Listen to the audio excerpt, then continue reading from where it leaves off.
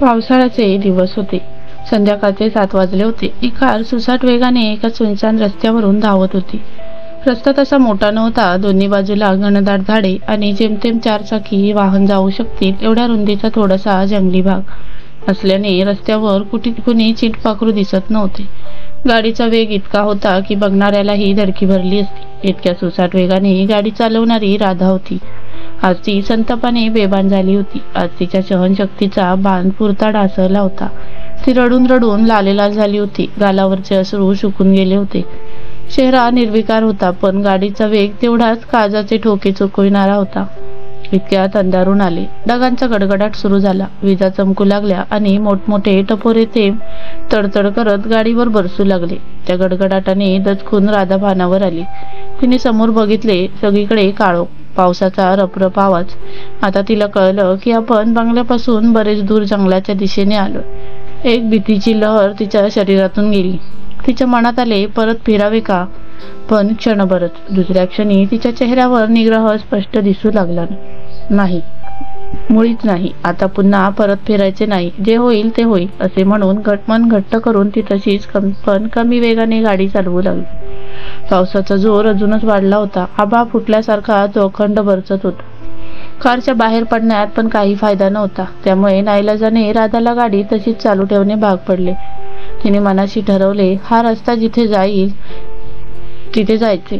घडल्या प्रसंगाने तिला संताप, चीड, घृणा, असहायता वाटत होती. सगळ्या भावनांची डोक्यात सरमिसळ झाली होती. घडला प्रसंग तिच्या डोळ्यासमोरून सरकत होता. ज्या नवऱ्याला एवढी वर्ष साथ दिली त्याने सुद्धा आपल्याला अजीड करावं, या विचाराने तिला घरी परत जाण्यात काहीच स्वारस्य नव्हते. पण आजूबाजूचे वातावरण बघून ती भीतीने गोठली होती. तिने सहज घड्याळाकडे बघितले. रात्रीचे 11 वाजले होते. जवळजवळ 4 तास ती गाडी चालवत होती. आता पुढे काय, तोच तिला समोर दूरवर प्रकाशाचा एक ठिपका दिसला. तिला जरा हायसं वाटले. ती प्रकाशाच्या रोखाने निघाली. जवळजवळ अर्ध्या पाऊण तासाने तो प्रकाश लख्ख दिसू लागला. तो एक लॅम्पपोस्ट होता. तिच्या आशा पल्लवित झाल्या. तिने गाडीतूनच बघितले. लॅम्पपोस्ट जवळ एक लाकडी गेट होते. त्यावर लिहिले होते सुरुची हॉटेल. तिने गाडी गेट जवळ वळवली आणि जोरजोरात हॉर्न वाजवू लागली. काही सेकंदातच पावसात भिजत एक माणूस धावत आला आणि त्याने गेट उघडले. राधाने त्याला विचारले, हे लॉजिंग बोर्डिंग आहे का? तो उत्तरला, होय बाईसाहेब, गरम गरम जेवण तयार आहे. ती म्हणाली, अहो दादा, राहायची सोय आहे का? त्यावर तो म्हणाला, आत येऊन विचारा, मी भिजतोय कधीचा. ओके म्हणतच तिने गाडी गेटच्या आत नेऊन पार्क केली. ती रिसेप्शनवर गेली आणि मॅनेजरकडे चौकशी करू लागली. राधा म्हणाली, रात्रभर राहायची सोय होईल का? मॅनेजर म्हणाला, मॅडम, आमचं हॉटेल छोटेखानी आहे. जेमतेम 5-6 खोल्या आणि त्याही सर्व ऑक्युपाईड आहेत. राधा एकदम निराश झाली. आता काय करायचे? खूप मोठं प्रश्नचिन्ह निर्माण झाले. पण तेवढ्यात मॅनेजर उद्गारला, मॅडम, आमच्याकडे एक रेस्टरूम आहे ज्याच्यात तुम्हाला रात्रभर तरी थांबता येईल. तिने पटकन हो म्हणून टाकले. मॅनेजरने तिला जेवणाविषयी विचारले. तिला सध्या काही खायची इच्छा नव्हती. रडून रडून डोकं नुसतं ठणकत होतं. ती म्हणाली, मला 1 कप कडक चहा द्याल तर बरे होईल. मॅनेजरने ओके म्हणून राजारामला राधाला रेस्टरूम दाखवायला सांगितले. ती त्याच्या मागोमाग गेली. त्याने लाईट्स, पंखे लावले. पाण्याचा जग आणि ग्लास आणून दिले आणि तो निघाला. तेवढ्यात तिने त्याला चहाची आठवण करून दिली. तिने सगळीकडे नजर फिरवली. त्या एका रूममध्ये 3 सोफे होते, एक वॉशरूम, ड्रेसिंग टेबल, आवश्यक ते होते. तिने विचार केला की आपण एकट्याच तर आहोत, त्यामुळे जरी प्रायव्हेट रूम नाही मिळाली तरी काही हरकत नाही. त्या सोफ्यावर थोडा वेळ आडवं होऊया. ती फ्रेश व्हायला उठली. सहज आरशात पाहिले. तिचे डोळे रडून रडून सुजले होते. तिने चेहऱ्यावर पाणी मारले आणि येऊन सोफ्यावर बसली. पर्समधून रुमाल काढला, तोंड पुसले. इतक्यात राजाराम चहा घेऊन आला. तो गेला तसे तिने दार लावले आणि खिडकीजवळच्या सोफ्यावर येऊन चहाचे घोट घेऊ लागली. गरम गरम चहा घशातून खाली जाऊ लागला तसे तिला थोडी तरतरी वाटू लागली. पावसाचे अकांड तांडव चालूच होते. ते बघत असतानाच तिच्या डोळ्यापुढे भूतकाळ सरकू लागला. राधाचा जन्म लग्नानंतर जवळजवळ 6 वर्षांनी झाला होता.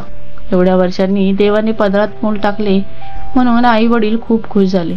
इवलीसे डोळे, एवढेसे नाक, घनदाट जावळ, लाल चुटूक जीवनी, टपोरे काळेभोर डोळे. वडिलांना तर मुलगा होण्यापेक्षा मुलगी झाली, त्यामुळे त्यांच्या आनंदाला पारावर उरला नव्हता. ते वर बघून सारखेच देवाला धन्यवाद देत होती. आईला तर बाळ कुठे ठेवू आणि कुठे नको असे झाले होते. राधाचे संपूर्ण कुटुंब खुश होते. तिला 2 मोठे चुलते होते. दोघांनाही 2-2 मुलगे होते. राधाचे वडील सर्वात धाकटे होते. 4 चुलत भावांमध्ये राधा एकुलती एक बहीण होती. त्यामुळे सर्वजण खूपच खुश होते. राधाचे घराणे सुसंस्कृत होते. तिचे आजोबा खूप दयाळू होते. सर्व नोकर चाकरांना ते मायेने वागवत होते. गावातील कोणतीही समस्या, वैयक्तिक अडचणी ते दूर करत होते. आर्थिक स्थिती सधन होती. शेतीवाडी भरपूर होती. गुरढोरं होती. त्यामुळे धनधान्य दुभदुभत्याची जंगल होती. बाळाच्या बारशाला संपूर्ण गावाला जेवण होतं. बारसं झालं. बाळ आता चांगलंच गुटगुटीत झाले होतं. बाळाचे नाव राधा ठेवले. हळूहळू राधा मोठी होऊ लागली. शाळेत जाऊ लागली. अभ्यासातही राधा हुशार होती. राधा 14-15 वर्षांची झाली आणि वयात आली. तिचे सौंदर्य आणखीनच खुलून आले. शाळेत येता जाता तिचे भाऊ सोबत करत होते. एवढ्या मोठ्या कुटुंबात राधा एकुलती एक मुलगी होती. पण तिचे फाजील लाड कुणीही करत नव्हते. खूप चांगले संस्कार झाले होते तिच्यावर.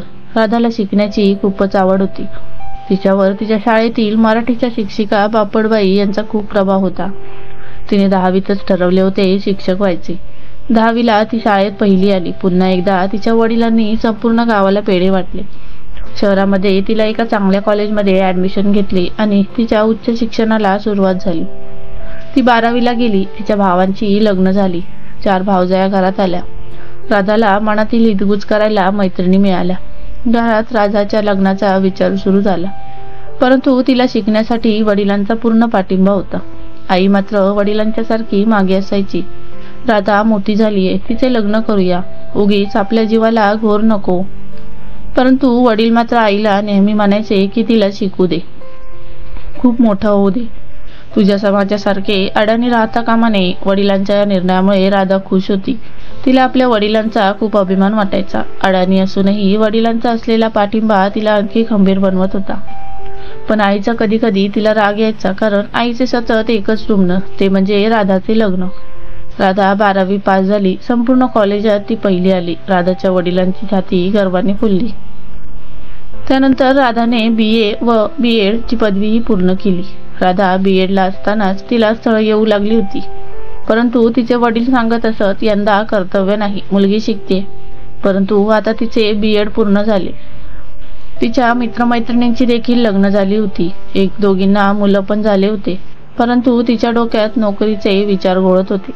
तिने हा विचार वडिलांना बोलून दाखवला. तेव्हा त्यांनी हसत उत्तर दिले, राधा, तुला शिकवण्याचे माझे स्वप्न पूर्ण झाले. तुला नोकरी करायची तर सासरी जाऊन कर. आता तुझ्याबरोबर माझी पण तुझ्या आईच्या तावडीतून सुटका नाही. ते ऐकून राधा लटक्या रागाने म्हणाली, हे काय हो अण्णा, म्हणजे तुम्ही पार्टी बदलली तर? अण्णा म्हणाले, पोरी, पार्टी वजनदार आहे, नाही म्हणालो तर धडगत नाही, तुझीही आणि माझीही. असे म्हणून ते जोरात हसले. तेवढ्यात आईने हाक मारली आणि राधा आले ग म्हणतच स्वयंपाकघरात गेली.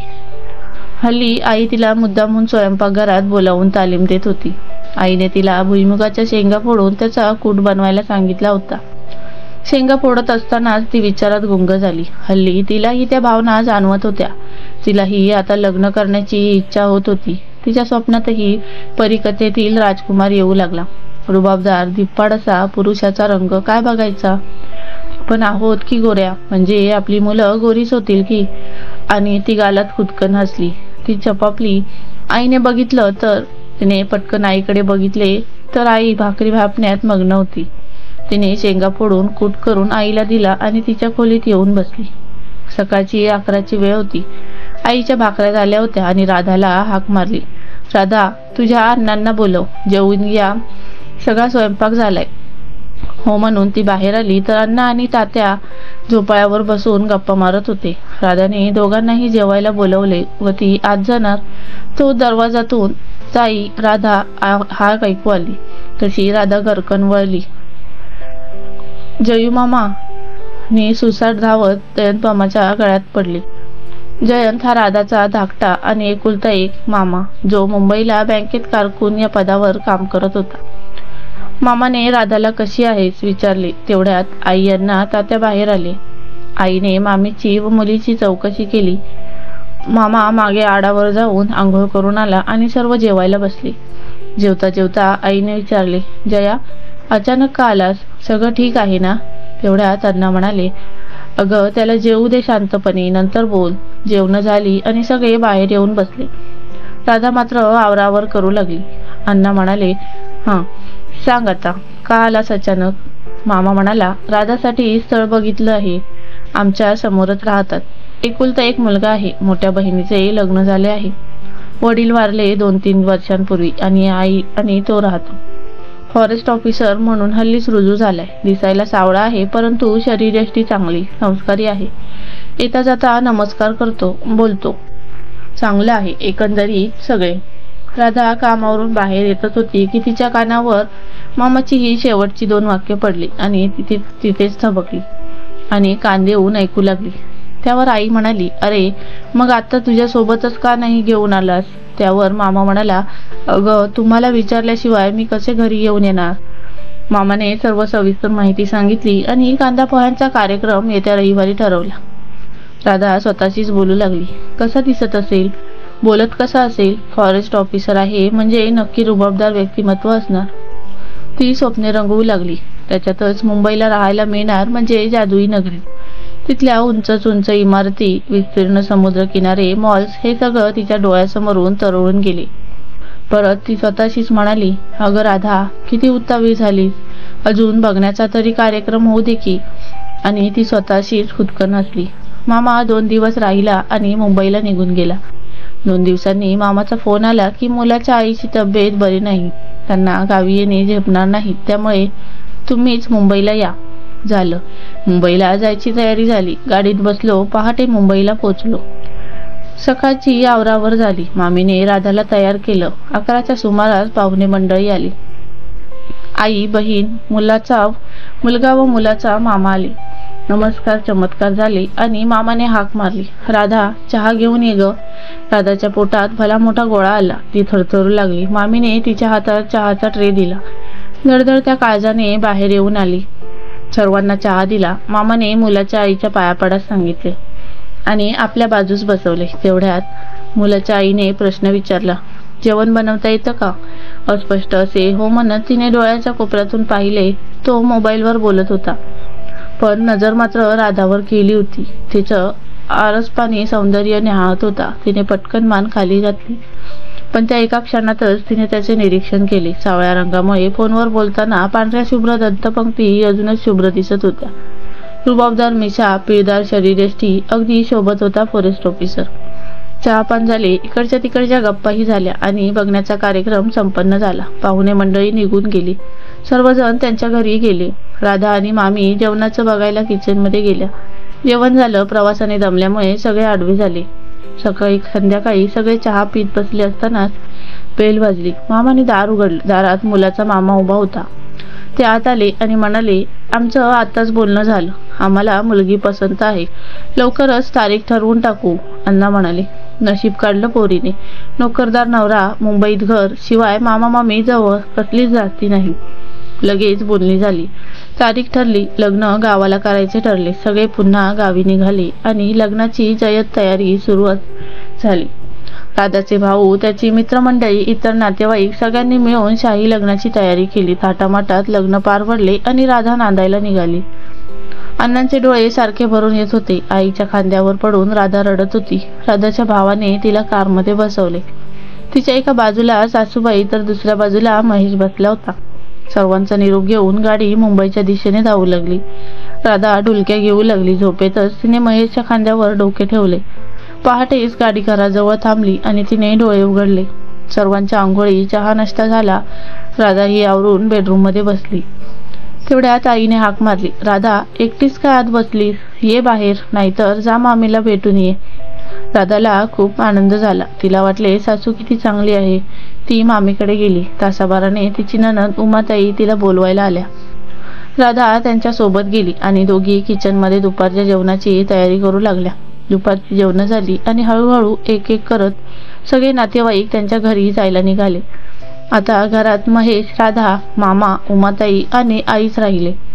संध्याकाळचे जेवण झाले आणि आई म्हणाल्या, महेश, उद्या तुम्ही दोघं महालक्ष्मीला तसंच सिद्धिविनायकलाही जाऊन या, म्हणजे तुम्ही मोकळे. यावर उमाताई जोरात हसत म्हणाल्या, कशाला ग आई मोकळे? त्यावर आई म्हणाल्या, गप ग उमे. त्यावर सगळेच हसले. राधाला हे खूप उशिराने कळले. ती पटकन किचन मध्ये गेली. त्या रात्री राधा आणि उमाताई बेडरूम मध्ये झोपल्या. राधा उद्याची स्वप्न बघू लागली. उद्या ती आणि महेश दोघेच असणार होते. त्या कल्पनेने तिला आताच धडधडू लागले होते. कितीतरी वेळ गालातल्या गालात हसत स्वतःशीच बोलत ती झोपी गेली. सकाळी उठून चहा पोहे बनवले. उमाताईंना उठवले. नवी नवरी जबाबदारीने वागते हे बघून सासूबाई मामा सगळेच खुश झाले. महेश आणि राधा तयारी करून ते निघाले. मग आईचं सुरू झाले सूचना देणे. तिथे गेल्यावर ओटी भरा, असे करा तसे करा. महेश वैतागून म्हणाला, आई तुला माहित आहे ना मला हे असले काही जमत नाही. त्यावर आई उमाताईंना म्हणाल्या, तू जा बाई त्याच्यासोबत. दोघेही तसलेच. उमाताई तयार झाल्या. संध्या राधा खूपच हिरमुसली. रात्रभर रंगवलेल्या स्वप्नांचा चुराडा झाला. परत तिने मनाची समजूत काढली. जाऊ देत, आजची रात्र तरी आपलीच आहे. ते दोघेही जायला निघाले. दोन्हीकडे व्यवस्थित देवदर्शन झाले. त्यानंतर गिरगाव चौपाटीवर जाऊन भेळपुरी खाऊन संध्याकाळी घरी परतले. रात्रीची जेवण झाली. राधा किचन आवरत होती. आई, मामा, महेश गप्पा मारत बसले होते. ताई सोफ्यावर आडव्या झाल्या होत्या. राधाने किचन आवरलं आणि बेडरूम मध्ये जाऊन बसली. आता तिची हुरहुर खूपच वाढली. ती सतत दरवाजाकडे बघत होती. तिला सारखा भास होत होता की महेश हसत हसत दार उघडून आत येतोय. तेवढ्यात ताईचा आवाज आला, महेश, अरे जा. ती बिचारी एकटीच आत बसलीये. आतून राधाने हे ऐकले. ती पटकन एका कुशीवर झोपली आणि वाट पाहू लागली. दरवाजाचा आवाज झाला आणि बेडवर महेश आत बसल्याची जाणीव झाली. त्याने हळूच हाक मारली. राधा. त्या आवाजाने ती अंतर्बाह्य शहारली. महेश म्हणाला, झोपलीस का? मला तुझ्याशी थोडं बोलायचं आहे. राधा लाजतच उठून बसली आणि दबक्या नाजूक आवाजात म्हणाली, काय? त्यावर तो म्हणाला, हे बघ राधा, मला हे सेक्स रोमॅन्स असले काही आवडत नाही. केवळ आईचा हट्ट म्हणून मी तुझ्याशी लग्न केले. राधा वेगळ्या धुंदीत होती. तिने फक्त एवढेच ऐकले की आईच्या हट्टापायी लग्न केले. तिने पुन्हा विचारले, काय म्हणालात? तेव्हा ती तितक्याच निर्विकारपणे म्हणाला, yes Radha, I am not interested in sex and romance. राधाला वाटले तिच्या कानात कुणीतरी तप्त शिशाचा रस ओतते आहे की काय. तिच्या पायाखालची जमीनच सरकली. तिच्या छातीत धस झाली. ती काही बोलणार तोवर ती उशी आणि सतरंजी घेऊन जमिनीवर झोपी गेला. राधाला वाटले असंच धावत सुटावे आणि जीवन संपवून टाकावे. ती सुन्न झाली. तिचे डोळे कोरडे ठप्प होते. तिचा घसा कोरडा झाला होता. तिच्यासाठी हा खूप मोठा अनपेक्षित धक्का होता. राधा एखाद्या पुतळ्यासारखी बेडवर पडली होती. ती सुन्नपणे छताकडे बघत होती. तिचा श्वासच फक्त चालू होता आणि खाली महेश घोरत होता. हळूहळू पहाट झाली. ती यंत्रवतपणे उठली. सकाळची आंघोळ आवरली. चहा उपमा बनवला आणि किचनच्या खिडकीतून बाहेर बघत उभी राहिली. तेवढ्यात उमाताई आल्या. म्हणाल्या, काय ग मग राधा, झाली का झोप? त्यांनी राधाकडे बघितली. राधाचे डोळे लालभडक झाले होते. उमाताई जोरजोरात हसल्या आणि म्हणाल्या, अगो बाई, महेशने रात्रभर झोपू दिले नाही की काय तुला? तिच्या डोळ्यात चटकन पाणी आले. ती म्हणाली, ताई बाहेर बसा, मी तुम्हाला चहा नाश्ता घेऊन येते. तिने डोळे पुसले आणि सर्वांना चहा नाश्ता दिला.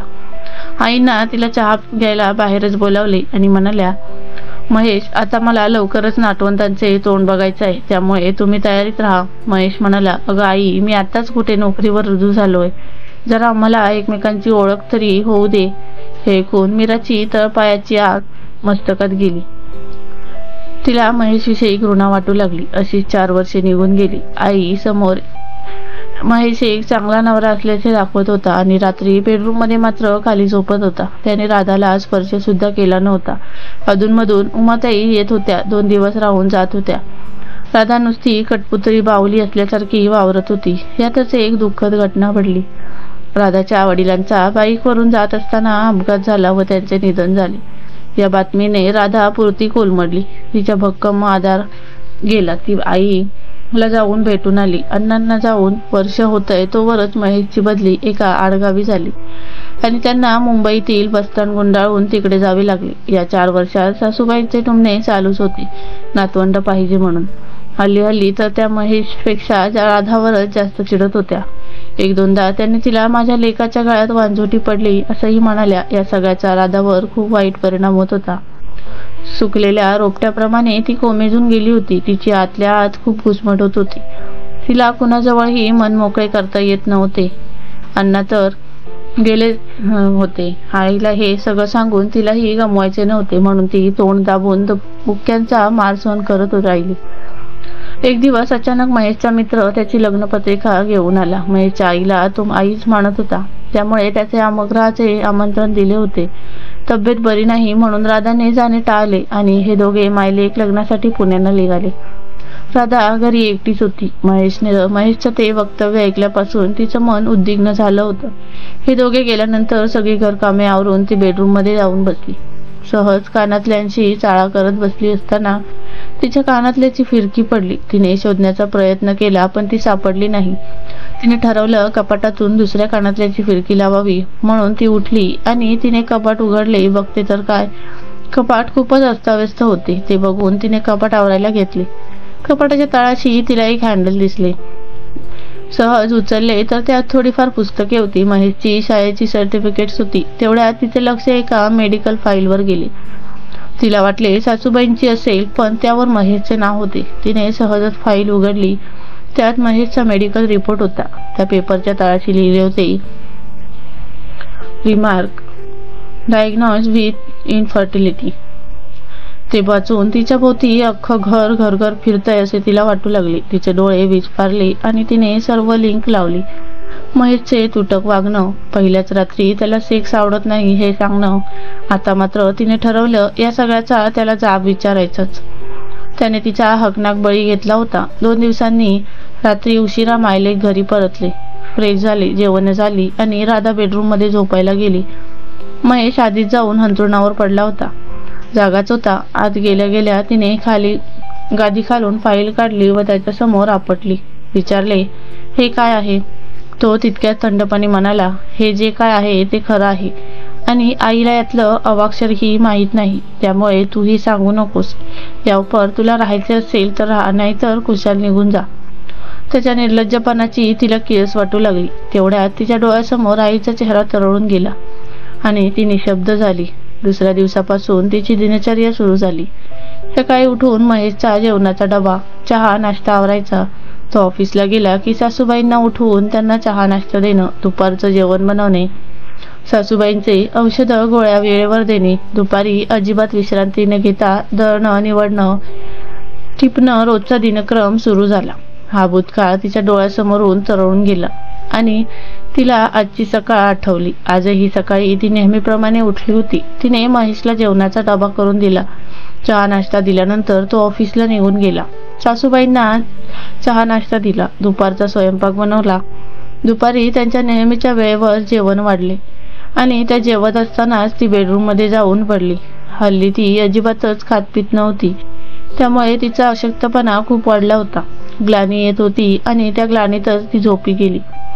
हॉलमधील जोरजोरात बोलण्याच्या आवाजाने ती जागी झाली तर तिच्या कानावर महेश आणि सासूबाईंचा बोलण्याचा आवाज येत होता, पण स्पष्ट काही कळत नव्हते. तिने सहज घड्याळाकडे बघितले. 6 वाजले होते संध्याकाळचे. बापरे, एवढा वेळ आपण झोपलो होतो असे वाटून ती केस ओढणी सावरतच हॉलमध्ये आली. तिने बघितलं, सासूबाई तावातावाने सांगत होत्या, आजीने मला माझ्या गोळ्या दिल्या नाहीत. हल्ली हिचे लक्ष नसते, कुठेतरी तंद्री लावून बसलेली असते आणि त्यातच भर म्हणून त्यांचे पुन्हा सुरू झाले. वांझोटी कुठली, अजूनही हिला मूल होत नाही. हिला पण तिच्या आईसारखे उशिरा मूल होते की काय? माझ्या लेकाचे वाटोळे केले 5 वर्ष झाली लग्नाला, तरी सुद्धा हिला मूल होत नाही. राधा आता सतत वांझोटी हा शब्द ऐकून कंटाळली होती. तिने पटकन महेशकडे कटाक्ष टाकला आणि सासूला म्हणाली, सतत मलाच का बोलता? आणि धावत जाऊन तिने मेडिकल रिपोर्ट घेऊन सासू समोर आपटला व म्हणाली, तुमचा मुलगा नपुसंक आहे आणि माझ्यावर काय आरोप करता? हे बघून महेश खूप चिडला. त्याने राधाच्या कानशिलात लगावली आणि राधाचे हे बोलणे ऐकून सासूबाई राधाचे केस ओढत म्हणाल्या, माझ्या लेकावर आरोप करतेस? चल आत्ताच्या आता चालती हो. आणि महेशही येऊन तिला घराबाहेर काढू लागला.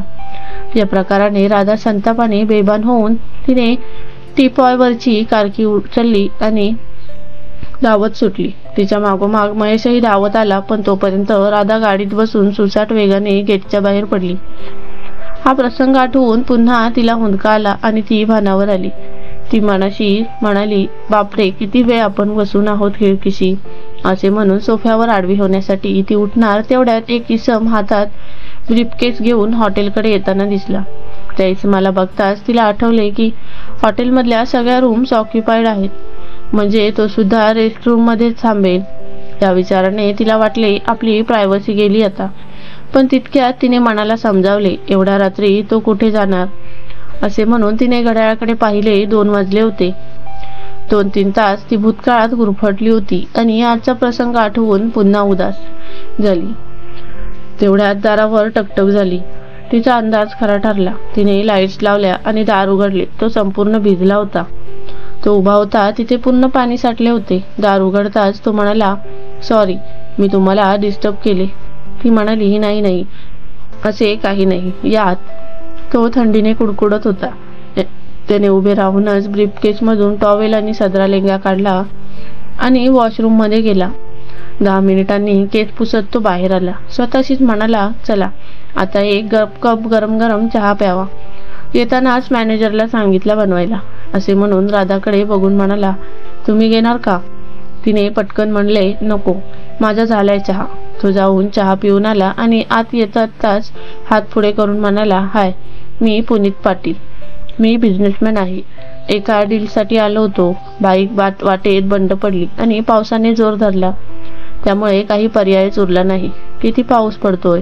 कणभरही थांबलेला नाही. नंतर तो म्हणाला, हे काय, मी मगापासून एकटाच बडबडतोय, तुम्ही काही बोलतच नाही.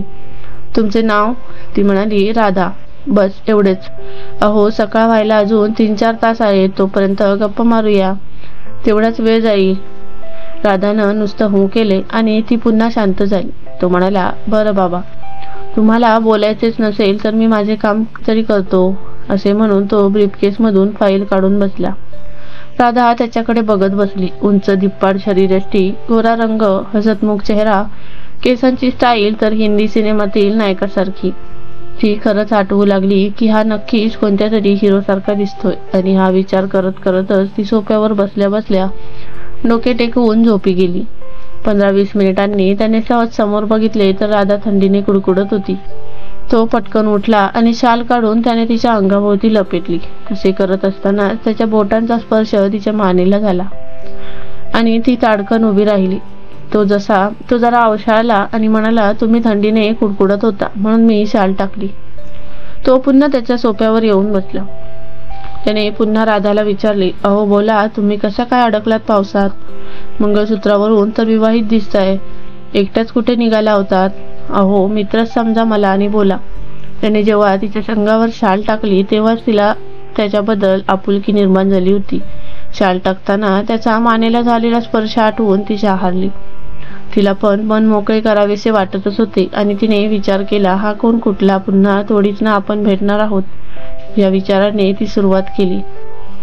पण बोलण्याच्या आधी तिचा हुंदकाच बाहेर पडला. त्याने चमकून त्याच्याकडे बघितले आणि पटकन तिच्या बाजूला येऊन बसला आणि तिचे सांत्वन करू लागला. तसे तिला आणखीनच भरून आले आणि तिच्या दोन्ही डोळ्यांतून गळागळा अश्रू वाहू लागले. त्याने तिच्या पाठीवर हलकेसे थोपटले आणि म्हणाला, शांत हो राधा. त्याने तिचा हात हातात घेतले आणि अलगद स्पर्शाने ती मोहरली. पुरुष स्पर्शाला आसुसलेली ती पण क्षणातच स्वतःचा हात त्याच्या हातातून सोडवून घेत ती ताडकन उभी राहिली. तसा तिचा हात पुन्हा धरून तोही उभा राहिला आणि तिची हनुटी हातात धरून म्हणाला, तुझ्यासारख्या चांगल्या सुशिक्षित मुलीची ही अवस्था बघून खूप वाईट वाटते. नको एवढी दुःखी होऊस. आणि त्याने तिला मिठीत घेतले. पुरुष स्पर्शासाठी आसुसलेलं तिचं शरीर तिच्या मनाचा होकार न घेताच त्याच्या मिठीत विसावलं. तिचे डोळे मिटले गेले. तिच्या चेहऱ्यावर तृप्ती, समाधान, आनंद दिसू लागला. त्याने तिच्या कपाळावर रेंगाळणाऱ्या बटा हलके दूर केल्या आणि तिच्या कपाळाचे चुंबन घेतले. तिला जीवनाचे सार्थक झाल्यासारखे वाटले. ती तशीच त्याच्या बाहुपाशात खांद्यावर डोकं ठेवून उभी होती. इतक्या ढगांच्या गडगडाटाचा जोरात आवाज झाला आणि तिने दचकून डोळे उघडले. तिची नजर समोरच असलेल्या ड्रेसिंग टेबलच्या आरशावर गेली आणि ती जोरात किंचाळली. पुन्हा एकदा आकाशात लख्ख वीज चमकली आणि तिने पाहिले तर ती अजूनही त्याच्या मिठीत विसावली होती. परंतु समोरच्या ड्रेसिंग टेबलच्या आरशात मात्र तिच्या मिठीत कोणीही दिसत नव्हते. फक्त तिचेच हात एकमेकांत गुंतलेले होते. भीतीने तिचे सर्वांग थरथरले. घशाला कोरड पडली आणि ती तिथेच कोसळली. राधा बेशुद्ध झाली होती. राधा शुद्धीवर आली तेव्हा तिने आजूबाजूला पाहिले. ती एका खोलीत बेडवर पडून होती. समोरच हॉटेलचा मॅनेजर आणि राजाराम उभे होते. तिला काहीच कळेना, आपण इथे कसे आणि हे दोघे समोर उभे राहून तिच्याकडे का बघत आहेत. ती उठून बसली आणि तिने विचारलं, काय झालं? मी इथे कशी? तुम्ही असे का बघताय माझ्याकडे? त्यावर मॅनेजर म्हणाला की अहो मॅडम, पहाटे तुम्ही खूप जोरात किंचाळलात. त्या आवाजाने आम्ही रेस्टरूम मध्ये आलो. बघितले तर तुम्ही जमिनीवर बेशुद्ध होऊन पडला होतात. तिने मेंदूवर थोडा जोर दिला आणि एखाद्या चित्रपटाची रीळ डोळ्यासमोरून भरकन सरकावी तसे महेशने तिला घराबाहेर काढल्यापासून ते रेस्टरूम मध्ये घडलेल्या प्रसंगापर्यंत सर्व तरळून गेले. तिने संभ्रमित होऊन मॅनेजरला विचारले, रेस्टरूम मध्ये आलेले ते इसम गेले?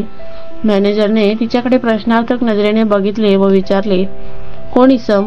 तेव्हा ती म्हणाली, 2:30 ते 3च्या सुमारास एक इसम रेस्टरूम मध्ये आला होता. त्याने तुमच्याबरोबर चहा सुद्धा घेतला असे त्याने सांगितले. पुढे कचवचतच तिने सांगितले की आम्ही रात्रभर गप्पा मारल्या, कारण बाकीचं सगळे सांगायला तिची जीभ धजावली नाही. या तिच्या बोलण्यावर राजाराम आणि मॅनेजर यांनी एकमेकांकडे पाहिले. ते बघून ती म्हणाली, आत्ताच्या आत्ता रेस्टरूम मध्ये जाऊया. त्याची ब्रीफकेस, कपडे, फाईलचा पसारा तसा असे. चला चला दाखवते तुम्हाला, असे म्हणत ती ताडकन चालत रेस्टरूम मध्ये पोहोचली. तिथे तिच्या पर्स आणि घड्याळाशिवाय काहीही नव्हते. त्या इसमाचे अस्तित्व पटवून देण्यासाठी तिने अगदी त्याने दार वाजवल्यापासून काय काय घडले ते सांगण्यास सुरुवात केली. तेव्हा मध्येच तिला अडवत मॅनेजर म्हणाला, मॅडम, या भागात कधी कधी अशा अविश्वसनीय अलौकिक घटना घडतच असतात. तुम्ही शिकलेले लोक यावर विश्वास ठेवत नाही, पण आम्ही असे खूप अनुभव घेतलेत. यावर मॅनेजरची ओढत राजाराम म्हणाला, वय वय, मी बी लय अनुभव घेतलेत. आता राधाच्या डोक्यात लख्ख प्रकाश पडला. तिला तो प्रसंग आठवला. म्हणूनच ड्रेसिंग टेबलच्या आरशात तिला फक्त तिचे स्वतःचे हात एकमेकांत गुंतलेले दिसत होते आणि जेव्हा ती समोर बघत होती तेव्हा ती त्याच्या मिठीत विसावलेली होती. हे आठवून भयाने पुन्हा एकदा तिच्या अंगावर सरकन काटा उभा राहिला. पण आता एकूण परिस्थिती तिच्या लक्षात आली होती. तिचे मन अतिशय उद्विग्न झाले होते. हे काय घडतंय आपल्याबरोबर? आई वडिलांकडे लाळाखोडात वाढलेली राधा पूर्णपणे हताश, असहाय्य झाली होती. तिला अण्णा आईंची आठवण आली. तिच्या तोंडून पुन्हा एकदा हुंदका उमटला. तितक्यात मॅनेजर म्हणाला, मॅडम, तुम्ही विश्रांती घ्या. तुमच्यासाठी गरम गरम चिकन सूप पाठवतो. असे म्हणून ते दोघे खोलीतून निघून गेले. राधाने दार लॉक केले. ती एकदम कोलमडून गेली होती. तिला वाटत होतं जोराने आक्रोश करावा, परंतु त्याचा काहीच उपयोग नव्हता. पहाटेचा प्रकार आठवून राधा सुन्न झाली होती. आपल्यासोबत असं अमानवी घडावं या कल्पनेने तिच्या शरीरापेक्षा मनाला ग्लानी आली होती. मनाशी काहीसा विचार करून ती ताडकन बेडवर उभी राहिली. फरकन तिने अंगावरची साडी सोडली आणि पंख्यावर टाकली आणि राधाने गळफास घेतला. 1 तासाभराने राजाराम राधासाठी सूप घेऊन आला. त्याने दार वाजवले. आतून काहीच प्रतिसाद मिळाला नाही. त्याला वाटले कदाचित ती बाथरूम मध्ये असेल, म्हणून तो 2-3 मिनिटं तसाच थांबून राहिला.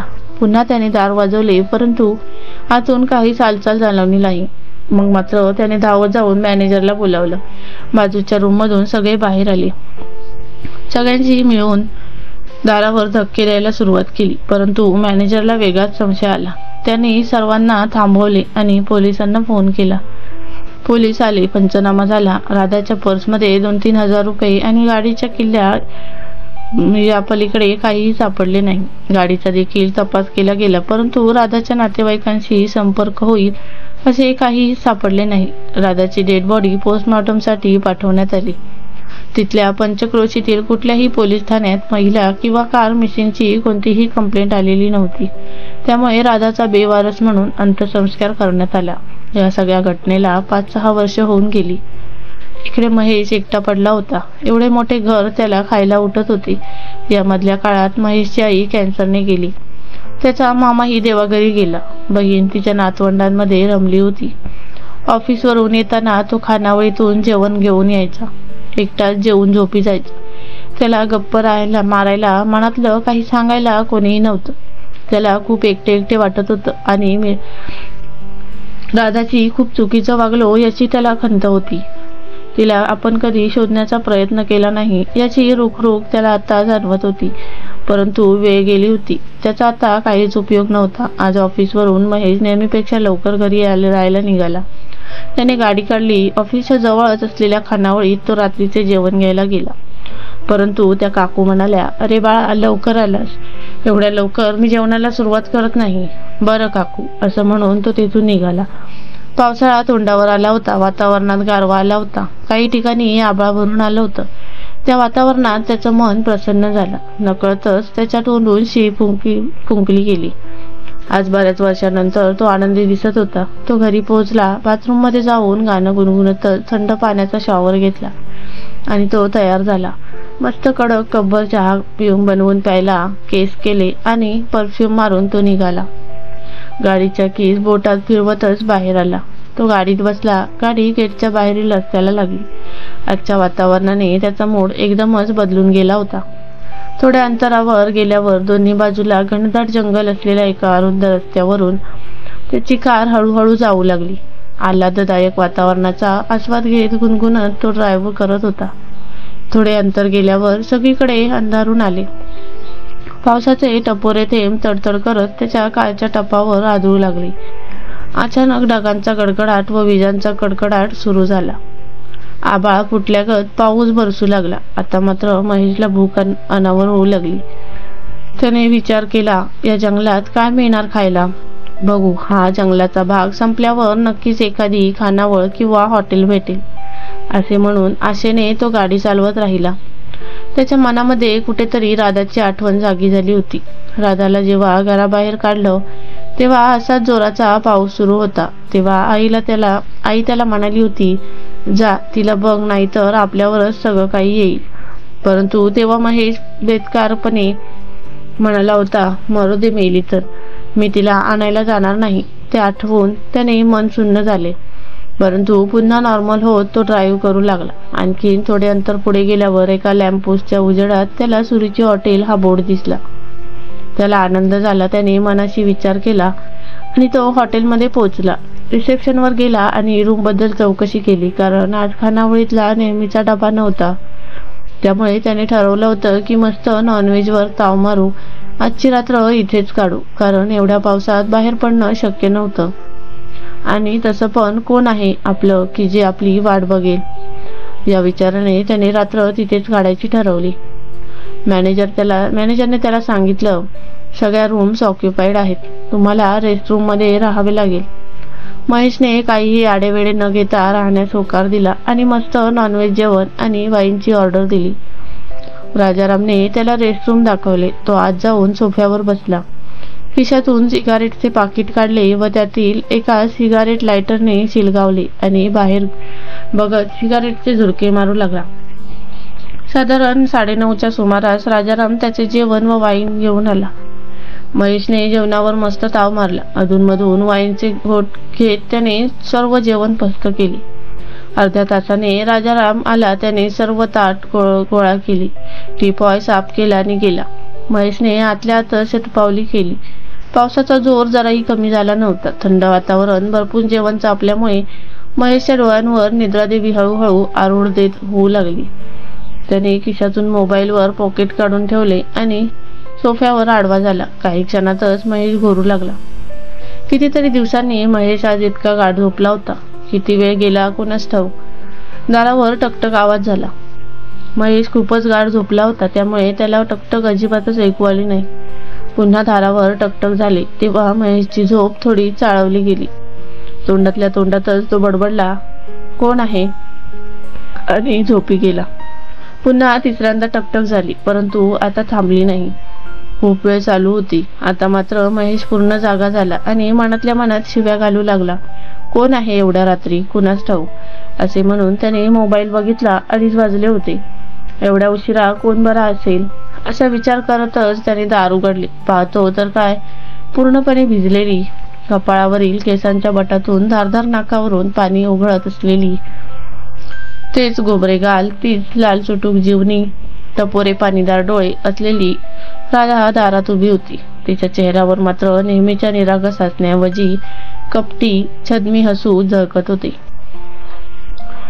मित्रांनो, कथा कशी वाटली कमेंट बॉक्समध्ये नक्की कळवा आणि अशाच नवीन नवीन कथांसाठी आपल्या मराठी हृदयस्पर्शी कथा चॅनलला सबस्क्राईब करून बेल आयकॉनचे बटन ऑलवर सेट करा, जेणेकरून नवीन व्हिडिओचे नोटिफिकेशन तुमच्यापर्यंत सर्वात पहिले पोहोचेल. धन्यवाद.